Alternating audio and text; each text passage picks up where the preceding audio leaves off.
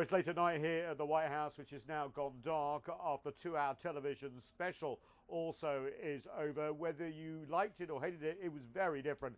There weren't the cheers, there weren't the people in crowds, there were no balloons, but it was a slickly produced infomercial, if you like, for the Democratic Party and the candidacy of Joe Biden and Kamala Harris. Big name speakers throughout the night, trying to show the broad tent that the Democratic Party wants to show itself to be, from a self-avowed socialist like Bernie Sanders to a former Republican governor of Ohio, John Kasich, who ran against US President Trump, endorsing. In response to the unprecedented crises we face, we need an unprecedented response, a movement like never before of people who are prepared to stand up and fight for democracy and decency and against greed, oligarchy, and bigotry.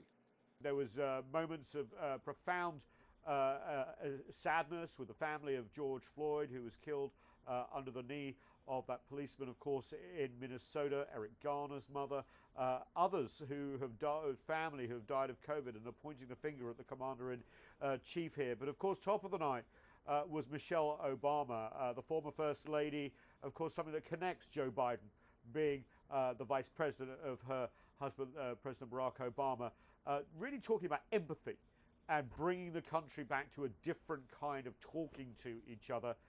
Donald Trump is the wrong president for our country. He has had more than enough time to prove that he can do the job, but he is clearly in over his head. He cannot meet this moment. He simply cannot be who we need him to be for us. It is what it is. Now, while the Democrats are trying to draw a stark contrast between their potential style of governing and the current holder of the office, US President Trump, he was sort of trolling them in real time. Basically, the convention for the Democrats was meant to be in Wisconsin. Guess where the US President went? He went to Wisconsin and made everyone know that he was there, holding mini sort of rallies and everything, and very critical of the Democrats. He said, who wants to listen to Michelle Obama? Democrats are promising to elevate their left-wing war on cops and to bring it up to the White House in the form of Sleepy Joe Biden. I don't think that's going to work.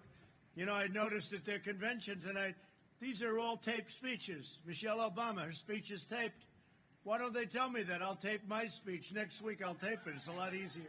He criticized John Kasich, the former Republican governor, who is now backing Joe Biden, criticizing Joe Biden and Kamala Harris in his usual combative tones, and warning, he says, that if the Democrats win, there will be a rock falling through the economy. He said that the US would end up looking like Venezuela.